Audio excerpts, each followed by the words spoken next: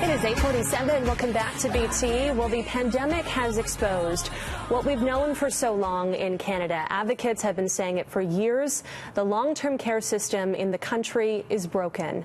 Joining us now is Laura Tamlin-Watts from Whistler, BC, CEO of CanAge, Canada's national seniors advocacy organization. Laura, thank you so much for joining us this morning. Good morning. So let's start with the report by Canada's military, which outlined horrific details in 5 long-term care homes in Ontario. We've had a day or two now to absorb the findings. What was your reaction to the report? Well, I wasn't shocked, I wasn't surprised, but I was horrified. I mean, we're not talking about, small concerns. We're talking about cockroach infestations, people being left in their own feces for days on end, people either not being fed, so starved, or being force-fed to the point of choking.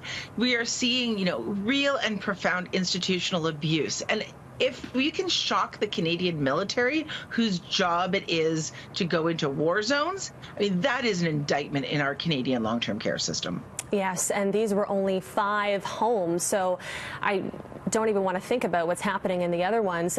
These are not new problems, though. We know families in BC have expressed concerns as well. The Premier said yesterday afternoon long-term care providers in this province are giving the best care possible, and these extraordinary circumstances we're seeing in Quebec and Ontario are not happening here in BC. Do you strongly believe that BC is doing a better job? Well, they are. So that's the good news story. I think right now BC is probably the leader in how we've done the response in long-term care. Having said that, it's a low bar.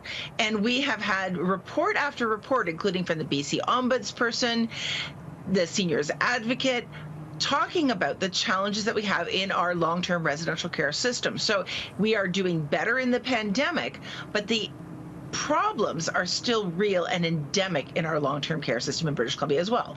Okay, so let's talk about these problems. Adrian Dix said yesterday they have made some improvements in the last few years, such as, better pay, more one-on-one time with patients. But let's hone in on 3, improvements that we can maybe make.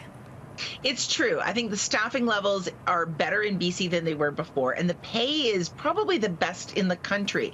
But we know that we need more infrastructure. Shovel-ready projects are ready to go, and this government hasn't been doing the investment it needs to do in making sure that we get more homes and smaller, more dementia-friendly villages. We've got a couple, but we need to move to that model. So that's the first piece.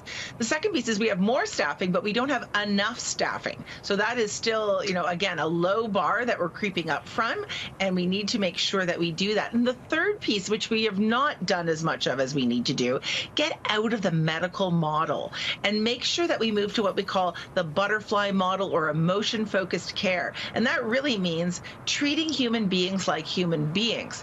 All that to say, in the end, British Columbia has been one of the worst provinces for vaccinations. And so we talk about COVID vaccinations like it's going to be a miracle. What this province is at the bottom of the rest of the country in terms of providing the needed vaccinations for the predictable epidemics that come every single year. They do not have the high-dose flu. They do not have the modern shingles vaccine. They do not have the pneumonia vaccines that they need. So there are some areas that we're doing better at, and others we are shockingly behind the rest of the country. Well, it sounds like the solutions are as well known as the problem. So who should be in charge of this reform? How do we start making these changes? The changes are easy to make in some ways because we do know what they are and we have the evidence. So it's not an unknown set of circumstances. One of the few things that we did really well was we acted early and we tried to get the personal protective equipment and testing in. Now, that was not perfectly done in BC, but it was done better than some of the other problems. So when we think about what we need to do, more support for infrastructure, working with our associations, they're all saying the same thing. So it's just a matter of time and attention that this government needs to do. But again, that piece that's so easy to do that they're completely missing, where are the adult vaccinations in this province? That's a simple fix, but they just haven't done it. That's an interesting point you make. Laura, we are out of time this morning, but thank you so much for your experience and expertise, and I hope to chat with you soon. Thank you. All right, it is 8:52.